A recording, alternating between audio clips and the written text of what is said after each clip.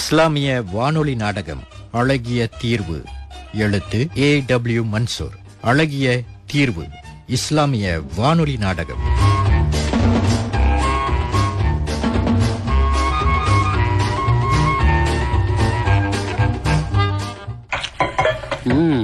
இன்னைக்கு கோழிக்கறி ரொம்ப நல்லா இருக்கு முனிரா. அப்படியாங்க? ஆமாமா, ரொம்ப சூப்பரா இருக்குமா. இன்னும் 2 தோசை வைக்கவா யாசு? எனக்கு நெய் தோசை தான் வேணும். சரி சரி இரு, உனக்கு அம்மா போய் நெய் தோசை போட்டு எடுத்துட்டு வரேன்.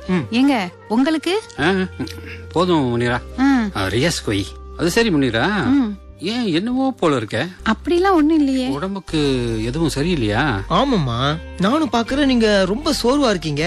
கிளினிக் போயிட்டு வரலாமாமா? அதெல்லாம் ஒண்ணும் இல்லப்பா, தூக்கம் பத்தல அதான். எப்பமா உங்க உடம்ப பத்தி அக்கறைப்பட்டு இருக்கீங்க? எங்க மேல காட்டுற அக்கறைய கொஞ்சம் உங்க மேலயும் காட்டுங்கம்மா. சரி சரி, ரொம்ப கவலைப்படாத. அம்மா போய் உனக்கு நெய் தோசை போட்டு எடுத்துட்டு வரேன். மாமா வேணாமா, ஏன்பா? நான் வெறும் தோசையே சாப்பிட்டுக்கிறேன். நீங்க போய் ரெஸ்ட் எடுங்கம்மா. வாப்பா, ஆபீஸுக்கும் நீ ஸ்கூலுக்கும் போன பின்னால நான் சும்மா தானே இருக்க போறேன். இரு இரு, நான் போய் போட்டு எடுத்துட்டு வரேன். ஆபீஸ்க்கு லீவ் போட்டுட்டு அம்மா ஹாஸ்பிட்டலுக்கு கூட்டிட்டு போயிட்டு வாங்கலாமாப்பா? அதெல்லாம் ஒண்ணும் வேணாப்பா. எப்பவுமே உங்க அம்மா இப்படித்தான். எதுக்காகவும் கிளினிக்கு போகாது. காய்ச்சல் தலைவலினா 2 மாத்திரையே போட்டுக்கும், இல்லைன்னா கஷாயத்தை வச்சு குடிக்கும். ஆனா என்னன்னு தெரியல வாப்பா, நேத்துல இருந்து அம்மா ரொம்ப சோர்வா கவலையா தெரியறாங்க. அப்படியா? நான் வேற நேத்து ஆபீஸ் விட்டு லேட்டா தான் வீட்டுக்கு வந்தேன். வந்ததும் அப்படி போய் தூங்கிட்டேன். அம்மாவும் ஒன்னும் சொல்லல, நானும் எதுவும் கேட்கல. இந்த பரியாசு, நீ கேட்ட நெய் தோசை. சரி சரி, சாப்பிட்டுட்டு சீக்கிரமா கிளம்புங்க. 2 பேருக்குமே டைம் ஆச்சு இல்லையா? நான் போய் வாஷிங் மிஷின்ல துவைக்கிற துணியை போட்டுட்டு வரேன். முனிரா, முடியலன்னா கொஞ்ச நேரம் அமைதியா ஒரு இடத்துல உட்கார. ஏன் எல்லாத்தையும் இழுத்து போட்டு செஞ்சுக்கிட்டு இருக்க? அப்படிலாம் ஒண்ணும் இல்லங்க. ஆமாமா, போய் ரெஸ்ட் எடுங்கம்மா.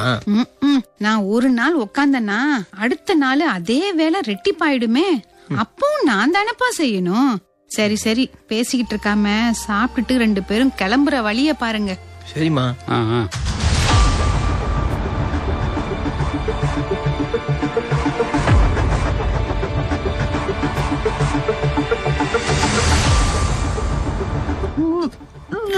என்னது, வாந்தி வர்ற மாதிரி இருக்க? மயக்கமா வேற இருக்கு. ஒருவேளை அப்படிதான் இருக்கணும். இந்த வாந்தியும் மயக்கத்தையும் பார்த்தா, அம்மாவே, வயசு பையன் வீட்டுல இருக்கிறப்போ இப்படி ஒரு சோதனையை தந்துட்ட. என்ன பண்றதுன்னே தெரியலையே. யார் அப்பே, என்னமாவது பண்ணி இது இல்லாம ஆக்கிடுடா யா அல்லாஹ். தலைய வேற சுத்துதே. இத்தனை வருஷமா இல்லாம இப்ப எதுக்கு இப்படி ஒரு சோதனையை தந்த ரப்பே? இந்த வாந்தி மயக்கம் கிறுகிறுப்பெல்லாம் பார்த்தா என்ன பண்றதுன்னே தெரியலையே. அஸ்ரப் மாமி கிட்ட போய் கைய பிடிச்சு பார்க்க சொல்லுவோமா? நாடி பார்த்தே என்னன்னு சொல்லிருவாங்க. சரி, முதல்ல அத போய் பார்ப்போம், மத்தத அப்புறமா யோசிப்போம்.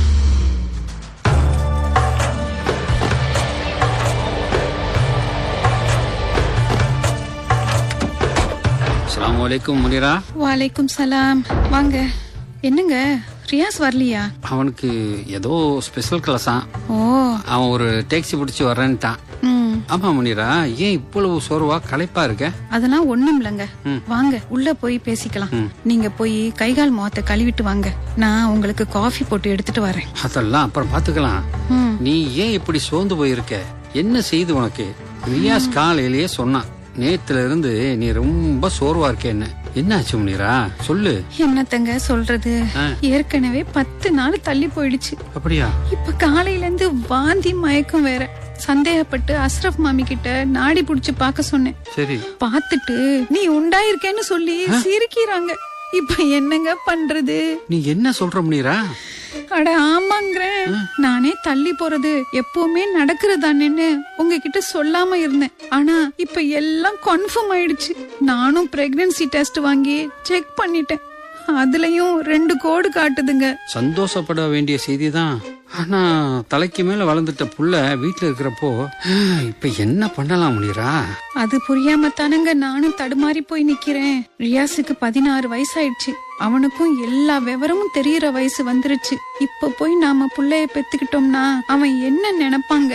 அவனோட ஃப்ரெண்ட்ஸ், கிளாஸ்மேட்டு, ஸ்கூலுன்னு அவனுக்கு கிண்டல் கேணுன்னு பெரிய மன உளைச்சலுக்கு போயிடுவான். அல்லாஹ் நம்மளை இப்படி சோதிக்க கூடாதுங்க. நமக்கு இருக்கிறது ஒரே பையன். அடுத்தடுத்து பெத்துக்க ஆசைப்பட்டும் அப்போ நடக்காதது 16 வருஷம் கழிச்சு இப்பவா நடக்கணும்? அதாங்க நீ சொல்ற மாதிரி இது ரியாஸ்க்கு மட்டும் இல்ல, என்னோட கொலீக்ஸ், ஃப்ரெண்ட்ஸ், அப்புறம் உன்னோட தோழிங்க, பக்கத்து வீடுன்னு எல்லாரும் கேலிதான் பண்ணுவாங்க.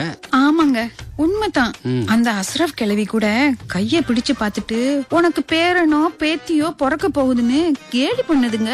எனக்கு வெக்கம் புடுங்கி தின்னுடுச்சு. இன்னும் 5-6 பெத்துக்கிட்டாலும் வளர்த்து ஆளாக்குற தகுதியில தான் அல்லாஹ் நம்மள வச்சிருக்கான். ஆனா இப்போ சந்தோஷப்பட முடியலையே. கொடுமைய பாரு முனிரா. அல்லாவுக்கு பயப்படுறதா இல்ல இந்த பாலா போன உலகத்துக்கு பயப்படுறதா? ஆமாங்க, உங்களுக்கும் இப்பதான் 43 வயசு, எனக்கு 39 வயசு தான் ஆகுது. ஆனா உலகம் அப்படியா பாக்கும்? தோளுக்கு மேல வளர்ந்துட்ட புள்ள வீட்டுல இருக்கும்போது இவ மசக்கையா நிக்கிறான்னு தானே கேலி பேசும். சரிதான். 15 வருஷமா தங்காதது இப்படி தங்கும்னு யாரு கண்டது?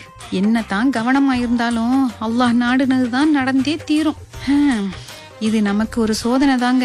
சரி சரி, நான் போய் உங்களுக்கு காஃபி போட்டு எடுத்துட்டு வரேங்க. சரி முனிரா. இப்ப என்ன பண்றது? அல்லாஹ் நீ தாண்டா காப்பாத்தணும். எல்லாம் அந்த நாயனுடைய நாட்டம் அப்படி.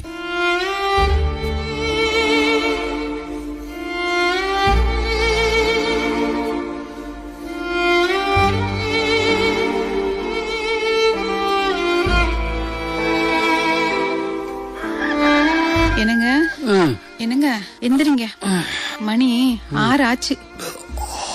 இன்னைக்கு லீவு தானே முனிரா, இன்னும் கொஞ்ச நேரம் தூங்கிக்கிறேனே. என்னங்க எனக்கு முடியலங்க, ஒரே மயக்கமா இருக்கு. வீடே தலைகீழ சுத்துற மாதிரி இருக்குது. என்ன சொல்ற முனிரா? சரி கிளம்பு, நம்ம கிளினிக்கு போயிட்டு வந்துடலாம். கிளினிக் போய் என்ன செய்யறது? வயித்துல புள்ள உண்டாயிடுச்சுன்னா இதெல்லாம் நடக்கிற ஒண்ணு தானே. நீங்க போய் ரியாஸுக்கு காஃபி போட்டுட்டு அப்படியே அவனை எழும்பி குளிக்க சொல்லுங்க. நான் கொஞ்ச நேரம் அப்படியே சாஞ்சு இருந்துட்டு வர்றேன். இல்ல முனிரா, முதல்ல கிளினிக்கு போவோம், அப்புறம் மத்தத பாக்கலாம். நானே ரியாஸுக்கு எதுவும் தெரிஞ்சிட கூடாதுன்னு இருக்கேன். நீங்க வேற டாக்டரு கிளினிக்னு சொல்லிக்கிட்டு, தெரிஞ்சா என்னமோ ஏதோன்னு அவனும் பதறி போய் நம்ம கூடவே அவனும் கிளினிக்கு வந்துருவாங்க. அதுக்காக இப்படி முடியாம கிடக்க போறியா என்ன? இன்னைக்கு லீவு நாள் தானே, அவன் குளிச்சிட்டு சாப்பிட்டு பந்து விளையாட போயிடுவாங்க. அவன் திரும்ப வரதுக்கு எப்படியும் 2 மணி நேரம் ஆகும். அதுக்குள்ள நாம கிளினிக் போயிட்டு வந்துடலாங்க. முனிரா, பேசாம இந்த குழந்தைய நம்ம கலைச்சிடலாமா? என்ன பேசுறீங்க? அவ்வாவோட அச்சம் கொஞ்சமாவது மனசுல இருந்தா இப்படி எல்லாம் ஒரு வார்த்தை வாயில வருமாங்க உங்களுக்கு? இல்ல முனிரா, இப்பவே இது கவலையா பெரிய மன உளைச்சலா இருக்கு. அதுக்கு நாளைக்கு வளர்ந்து வயிறு பெருசாயிட்டா எப்படி ரியாஸுக்கு தெரியத்தான் போகுது. அதான் அதுக்குள்ள அதை நம்மாவது பண்ணிடலாம்னு. வாய முதல்ல கழுவுங்க. கருவுல இருக்கிற ஒரு குழந்தைய கலைக்கிறதும் ஒரு மனிதனை கொல்றதும் ஒண்ணுதான். ரெண்டுக்கும் தண்டனை நரகம்தான். நரக நெருப்ப சகிச்சுக்கலாம்ங்கிற அளவுக்கு உங்களை சைத்தான் நல்லாவே திசை திருப்பி இருக்கான். அல்லாஹோட தண்டனைக்கு அஞ்சிருங்க. குழந்தைய பெத்துக்கிறதுல எனக்கு மட்டும் சந்தோஷம் இல்லையா முனிரா? அதுக்கு ஆனா வயசு பையன் வீட்டுல இருக்கும்போது வெக்கமா இருக்கு முனிரா. எனக்கும் அப்படித்தாங்க இருக்கு. ஆனா எல்லாத்துக்கும் அல்லாஹ் ஒரு வழிய காட்டுவான். யோசிப்போம், பொறுமையா இருங்க. அவன் தான் இத்தனை வருஷத்துக்கு பின்னால இப்படி ஒரு நிலைமைய தந்திருக்கான். அவனே இதுக்கு ஒரு நல்ல தீர்வையும் தருவாங்க. போங்க, போய் அவனுக்கு காஃபி போட்டு கொடுத்துட்டு எனக்கும் எடுத்துட்டு வாங்க. போங்க.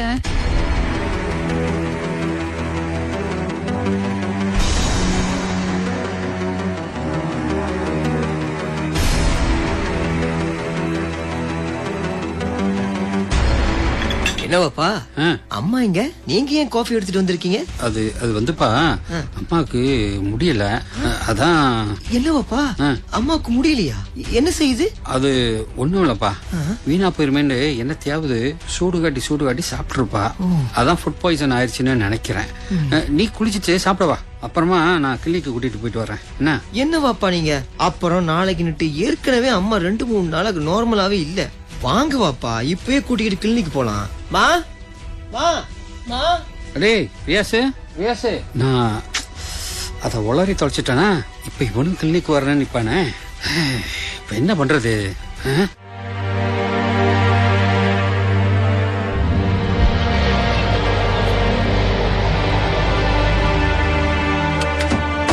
மாமா ஏன்பா? பாத்துமா, மெதுவா இறங்குங்கம்மா. பாப்பா, அம்மாவோட மருந்து 3 சீட்ல இருக்கு பாருங்க. அத மறந்துடாம எடுத்துட்டு இறங்குங்க. மெதுவா வாங்கம்மா, நான் போய் வீட்டை திறக்கிறேன். எங்க நான் தான் சொன்னேன்ல, எனக்கு ஏதாவது ஒண்ணுனா அவன் எங்கேயும் நகர மாட்டான், என் பக்கத்திலேயே தான் இருப்பான்னு. அவன்கிட்ட போய் அம்மாக்கு முடியல, ஃபுட் பாய்சன்னு சொல்லி உங்களை நினைச்சா எனக்கு சிரிப்பு தாங்க வருது. அப்படியாவது சிரி. உன்னோட இந்த சிரிப்பை பார்த்து 2 நாளாச்சு. ஏன் முனிரா, டாக்டர் சொன்ன மாதிரி நம்ம இத பத்தி ரியாஸ்ட பேசினா என்ன? எப்படி ஆரம்பிக்கிறதுன்னு தாங்க தெரியல. கலைக்கவும் முடியாது, முழு பூசணிக்காய சோத்துல மறைக்கவும் முடியாது. அவனுக்கு இப்ப இல்லைனாலும் 3-4 மாசத்துக்கு அப்புறம் தெரியத்தானே போகுது. அதுக்குள்ள அவனை தயார்படுத்தி தான் ஆகணும். நீங்க சொல்றது சரிதான். ஊர் உலகத்துக்கு பயந்துட்டு அல்லாஹ்வோட தண்டனைக்கு ஆளாயிரக்கூடாதுங்க. அவசரப்பட வேண்டாம். ஒரு சரியான நாள்ல அவன் கிட்ட பேசி தாங்க ஆகணும். ஏன்பா வாங்க, வந்து இப்படி உட்காருங்க. பாப்பா, அந்த மருந்து கொண்டாங்க. இந்தா இது காலையில, இது ராத்திரிக்கு. ஒண்ணுலயும் 2 மறக்காம போட்டுருங்க. சரிப்பா. இந்த தண்ணி மருந்து வந்து 3 வேளைக்கு. சரிப்பா. காலையில, மத்தியானம், ராத்திரிக்கு. இந்த மூடியில ஒவ்வொரு மூடிமா. சரிடா, நீ போ, நான் சாப்பிட்டுக்கிறேன். எங்க அந்த ஃபேனை கொஞ்சம் போடுறீங்களா? சரி, இந்த இப்ப போடுறேன். பேசிட்டு மறந்துடாதீங்கம்மா. சரி சரி. மறந்த ஒழுங்கா சாப்பிட்டா தான் வயிற்றுல உள்ள குழந்தை ஆரோக்கியமா வளரும்னு டாக்டர் சொல்லிருக்காங்கல்ல. அது எப்படிப்பா? எதுக்காகவும் அதிர்ச்சி அடையாதீங்க, எனக்கு எல்லாம் தெரியும். நீங்களும் வாப்பாவும் டாக்டரை பார்த்துட்டு கார்ல வெயிட் பண்ணிக்கிட்டு இருந்தீங்க. நான் பார்மசியில வாங்கின மருந்த டாக்டர் கிட்ட காட்டி செக் பண்ண போயிருந்தப்போ அந்த லேடி டாக்டர் இன்னொரு பேஷண்ட் கிட்ட பேசிக்கிட்டு இருந்தத நான் கேட்டேன். என்ன கேட்ட? நீங்க குழந்தை இல்லைன்னு சொல்லி கண்ணீர் விட்டு ட்ரீட்மெண்ட் எடுத்துக்கிட்டு இருக்கீங்க. உங்களுக்கு முன்னாடி வந்துட்டு போனவங்களோட மகனுக்கு 16 வயசாயிருச்சு. இப்ப போய் நான் குழந்தை உண்டாயிருக்கேன்னு என்ன பண்றதுன்னு தெரியலன்னு புலம்பிட்டு போனாங்கன்னு சொல்லிக்கிட்டு இருந்தாங்க. அது அவங்க வேற யாரையாவது பத்தி சொல்லிருக்கலாம்ல. நீதான் என்கிட்ட மறைக்கிறீங்க. எத்தனை வருஷமா எனக்கு ஒரு தம்பியோ தங்கச்சியோ இல்லைன்னு கவலைப்பட்டு இருந்திருப்பேன். ஒத்தன் தனியனா போயிட்டேனேன்னு வருத்தப்பட்டு இருந்திருப்பேன். இப்பதான் எனக்கு ரொம்ப சந்தோஷமா இருக்கு வாப்பா. நாங்க இத நீ எப்படி எடுத்துப்பியோன்னு பயந்துகிட்டு இருந்தப்பா. கலைச்சிடலாம்னு கூட யோசிச்சோம். பாப்பா, நீங்க உங்களுக்குன்னு ஒரு குழந்தைய பெத்துக்கிறதுக்கு நானோ இந்த ஊர் உலகமோ ஒரு நாளும் தடையா இருக்க முடியாது. அத கேள்வி கேட்கவும் முடியாது வாப்பா. அதே சமயத்துல பெத்தவங்களும் தன்னோட வளர்ந்துட்ட பிள்ளைங்களுக்கோ மத்தவங்களுக்கோ பதில் சொல்ல வேண்டிய கட்டாயமோ பயப்பட வேண்டிய அவசியமோ இல்ல வாப்பா. ரியாஸ், நீ இவ்வளவு மெச்சூர்டான ஒரு பிள்ளையா இருப்பேன்னு நாங்க கொஞ்சம் கூட நினைக்கவே இல்லப்பா. அல்லாஹ் தாமா எதுக்கும் உயிர் கொடுக்கறான். நிச்சயமா அவனே அந்த உயிரை மரணிக்கவும் வைக்கிறாமா. அல்லாஹ் அனுமதிச்ச ஒன்ன மத்தவங்க எதுவும் நினைப்பாங்களோன்னு புறக்கணிச்சீங்கன்னா அல்லாஹ்வோட வசனங்களை புறக்கணிச்ச மாதிரி இல்லையாமா? ஆமாப்பா. அல்லாஹ்வோட வசனங்களை பொய்யாக்குறவங்களுக்கு, புறக்கணிக்கிறவங்களுக்கு நிச்சயமாக நரகந்தான்னு அல்லாஹ் சொல்றத நீங்க அல்குரான்ல படிக்கலையாமா? படிச்சிருக்கேன்ப்பா. ஊருக்காகவும் உலகத்துக்காகவும் வெத்து கௌரவத்துக்காகவும் வாழ்றவங்க இந்த உலகத்துல நிறைய பேர் இருக்காங்கம்மா. அதுல என்ன பத்தி நீங்க கண்டிப்பா இருக்க மாட்டீங்க.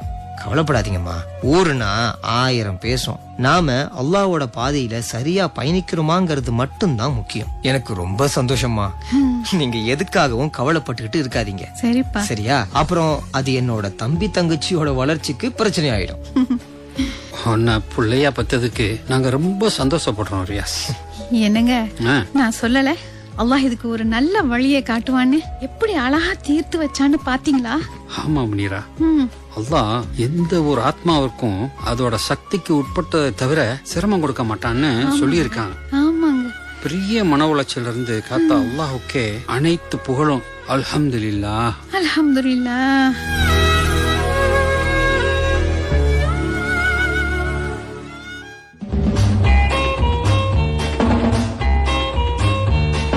நேர்களே, இதுவரை A.W. மன்சூர் எழுதிய அழகிய தீர்வு இஸ்லாமிய வானொலி நாடகம் கேட்டீர்கள். இந்நாடகத்தில் சைட் நசீர், அமீர் அப்பாஸ் மற்றும் சமீமா ஜப்பார் ஆகியோர் பங்கேற்றனர். தயாரிப்பு அப்துல் கனி, #பெர்ஞாரான் ஜாக்கிம்.